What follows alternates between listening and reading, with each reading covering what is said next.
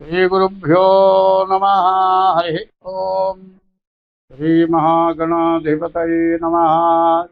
श्रीमहासरस्वत्यै नमः।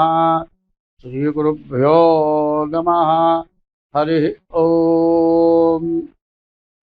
अगजानन पद्मार्कं गजाननमहर्निशम् अनेकदं तं भक्तानां एकदं तमुपास्महे।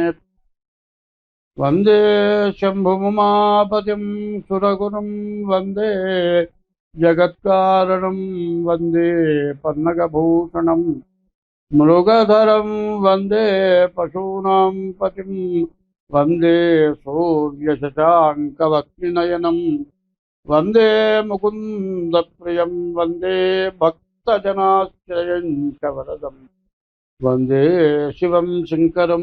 2025 సంవత్సరం డిసెంబర్ నెల 7వ రాశి తులారాశి. తులా వృషభజం భృగు.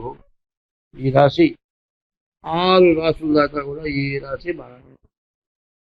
ఎప్పుడు తులారాశి కొంతవరకు బాగుంది అంటే బుధుడు, శుక్రుడు, బుధుడు, కేతువు, శని 5 గ్రహాలు బాగున్నాయి. 9 గ్రహాల్లో 5 గ్రహాలు బాగున్నాయి. ఈ ఒక్క రాశి కొంతవరకు బాగున్నట్టుగా కనపడుతుంది. ఈ లెక్కలో మనం ఏం చెప్పాలంటే ఈ రాశికి వ్యవసాయదారులకు బాగుంది, మరి భూములు వ్యాపారం చేసేవాళ్ళకి బాగుంది, ఇళ్ళు కట్టేవాళ్ళకి బాగుంది, మరి రకరకాలైన వ్యాపారాలు, ఏ వ్యాపారమైనా విదేశీ వాణిజ్యం కావచ్చు, మరి స్టాక్ మార్కెట్ కావచ్చు, ఏ వ్యాపారం అయినా కూడా పూర్తిగా బాగుంది. తర్వాత ఈ నెల నుంచి వ్యవసాయదారులకు పూర్తిగా బాగుంది. వ్యవసాయదారులు చాలా జాగ్రత్తగా పంట పండించుకోవచ్చు. అయితే వీళ్ళకి చెప్పే సూచన ఒక్కటే, ఎప్పుడైనా సరే పంట చేతికి వచ్చింది అన్న తర్వాత కూలి వాళ్ళు దొరకలేదను, వాళ్ళ ఓపిక లేదను అశ్రద్ధ చేయొద్దు. అశ్రద్ధ చేస్తే వర్షం కురిసి పంట మొత్తం పోయే లక్షణాలు ఉన్నాయి. నీవు బాగుండాలి అంటే ఈ రాశివాడు ఎప్పుడు కూడా గోవుని పూజించాలి. గోవుని పూజిస్తే మీ భూమి పంట పండుతుంది. తర్వాత ఈశ్వరార్చన చేయాలి. ఈశ్వరుని పూజించండి. ఈ రాశివాళ్ళకి బాగుంటుంది. మరి ఇల్లు కట్టుకోవాలి, పెళ్ళి కావాలి అని కోరుకునే వాళ్ళు ఎంతోమంది ఉన్నారు. జీవితంలో మానవుడికి 3 రకాలు ఉన్నాయి. ముందు విద్య, తర్వాత ఉద్యోగం, తర్వాత వివాహం, ఇవి తర్వాత సంతానం. ఈ 4 అవసరమైనవే. విద్య వచ్చిందాక ఒక బాధ, విద్య వచ్చి ఉద్యోగం రాక, చాలామంది ఉద్యోగం లేక ఇబ్బంది పడుతున్న వాళ్ళు చాలా ఉన్నారు. అయితే విద్య దేనికి అనేది ముందు ఆలోచించుకోవాలి. విద్య విజ్ఞానానికి విద్య. విజ్ఞానం కలిగి ఉంటే అందరితో కలిసి మాట్లాడగలం. ఇప్పుడు చదువుకున్న వాళ్ళు ఏంటంటే వాళ్ళతో సమానమైన చదువుకున్న వాళ్ళతోటే వాళ్ళు కలుస్తున్నారు. ఐశ్వర్యవంతులుంటే వాళ్ళతో సమానమైన వాళ్ళని వాళ్ళ ఇళ్లలో కార్యాలకు పిలుస్తున్నారు. కానీ తనకంటే తక్కువ వాళ్ళని చూచే ఉద్దేశం లేనే లేదు. వాళ్ళ తిరుపతి దేవస్థానం ప్రధాన అర్చకులు లాంటి వాళ్ళే చెబుతూ ఉన్నారు, హుండీలో డబ్బులు వేయబాకండి, పాడుబడ్డ దేవాలయాలను పోషించడానికి ప్రయత్నం చేయండి. ఈ డబ్బు మొత్తం ప్రభుత్వానికి తప్పితే ఎవరికి వచ్చేది ఏమీ లేదు. దేవుడి కైంకర్యాలు మొత్తం ప్రజలే పోషిస్తున్నారు. కాబట్టి ఎక్కడైనా కష్టాలు వచ్చినప్పుడు ప్రజలకు ఉపయోగపడితే మంచిది ధనం. ఈ ధనం అట్లా ఉపయోగపడాలి అంటే మానవ జన్మ ఎత్తిన వాళ్ళు, దైవభక్తి గలవాళ్ళు, జ్ఞానం కలవాళ్ళు, మరి ఆకలైన వాళ్ళకి అన్నం పెట్టండి. కడుపు నిండా ఉన్నవాడికి అన్నం పెట్టడం కాదు. శుభకార్యం జరిగితే గొప్ప వాళ్ళని చూసి పిలుస్తారు. వాళ్ళు ఎంత తెలుస్తారో చూస్తారు.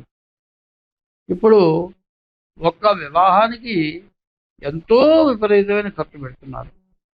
ఆయన ఇప్పుడు కొత్తగా వచ్చింది ఏమిటంటే, ఇదివరకు వివాహం జరిగితే 50 రకాలు, 60 రకాలు, 100 రకాలు భోజనాలు బఫే. ఇప్పుడు కొత్తగా వచ్చింది మేకప్లు చేసుకోవటం, పాట కచేరీలు, ఇవి అయిపోయినాయి. పెళ్లికి ముందే డ్యాన్స్ మాస్టర్లు వస్తున్నారు, ఇంట్లో అందరికీ డ్యాన్స్ నేర్పుతున్నారు.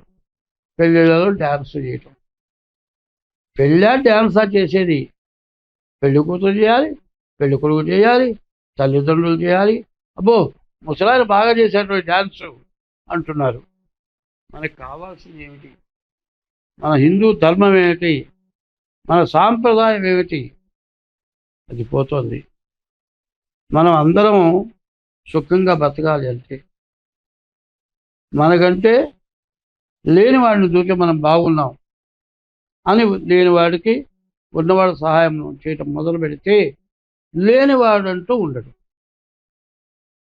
కానీ మనకంటే గొప్పవాడిని చూసి వాడిలాగా మనం ఎట్లా అవుతాం అనుకుంటే ఎవరినైనా మద్దతు చేయాలి, కొంపలు దోచాలి, దుర్మార్గం చేయాలి. దుర్మార్గం చేస్తే వంశం పతనం అయిపోతుంది. కాబట్టి ఇప్పుడు డిసెంబర్ నెలలో ఈ తులారాశికి వ్యాపారం బాగుంది, వివాహం కావటానికి బాగుంది, మంచి సంతానం కలగటానికి బాగుంది, మరి వ్యవసాయం బాగుంది. ఇవన్నీ ఆల్రౌండ్, శనీశ్వరుడు ఆల్రౌండర్. నీకు ఏది కావాలో అది ఇస్తాడు. ఇవన్నీ నీకు రావాలంటే నీవు మంచి పని, సాంప్రదాయమైన పని చేయాలి. ఏమవుతుంది? భార్య గర్భవతి అయితే డెలివరీ అయ్యే లోపల వీడు ఆగలేదు, ఇంకో చూసుకుంటున్నాడు. ఈ పని చేయొచ్చా? మరి ఇంకా పరిస్థితి ఏమిటంటే, ఇద్దరం చదువుకున్నాం, ఇద్దరం ఉద్యోగం చేస్తున్నాం, నేను పని చేస్తాను, నువ్వు పని చెయ్యి. నేను ఇల్లు చిమ్ముతా, నువ్వు గిన్నెలు గడుగు. ఇట్లా తయారవుతుంది వ్యవహారం. అన్నీ చేయొచ్చు, కానీ ఒకటి మాత్రం చేయడం చాలా కష్టం. అన్నీ పంచుకున్నావు, పిల్లల కంటే ఇద్దరు చెరవడం అన్నారు, అది జరిగే పని కాదుగా. ఎవరు ఏది చేయాలో అది చేయాలి. నా పని నువ్వు చేయలేవు, నీ పని నేను చేయలేవు. కాబట్టి ఈ తప్పులు ఎందుకు వస్తున్నాయి, ఈ బాధలు ఎందుకు కలుగుతున్నాయి? నిన్ననే ఒక చోట చూసా, పిల్లలు తల్లి గర్భసంచి పనికిరాలే, అన్ని వివరాలు ఉన్నాయి, సంతానం కలగటానికి అవకాశం ఉంది. సరే, వేరే గర్భసంచి అప్పు తెచ్చుకున్నారు, వీళ్ళ ఇంద్రియాలు వాళ్ళకి సంప్రాప్తం చేశారు, ఓ 10 లక్షల కాంట్రాక్ట్ మాట్లాడుకున్నారు. పిల్లవాడు పుట్టాడు, అయ్యో తల్లి పాలు లేకపోతే ఎట్లా అనుకున్నారు. తల్లి పాల కోసమని పిల్లవాడితో పాటు తల్లిని కూడా దగ్గర పెట్టుకున్నారు. ఇది పిల్లాడిని ఏమనంటుంది? నీ పిల్లాడు ఎట్లా అయినాడు? నీ యొక్క ఇంద్రియంతో పుట్టాడా? ఇంద్రియ నిగ్రహం కావాలి. ఇంద్రియ నిగ్రహం అంటే ధర్మో రక్షతి రక్షత, ధర్మంతో ప్రవర్తించాలి. ముందు మొట్టమొదటి ధర్మం, భార్యాభర్తలు సవ్యమైన మార్గంలో ప్రవర్తించి దైవాన్ని పూజించి, తల్లి తండ్రి గురువు దైవం వాళ్ళని పూజించండి, వీరందరూ బాగుంటారు. ఈ రాశికి బుధుడు బాగున్నాడు, వ్యవసాయం బాగుంది. బుధుడు బాగున్నాడు, వ్యాపారంగా బాగుంది. శుక్రుడు బాగున్నాడు, ఇల్లు కట్టుకుంటానికి, ఇంటికి సంబంధించిన వాటన్నిటికీ బాగుంది.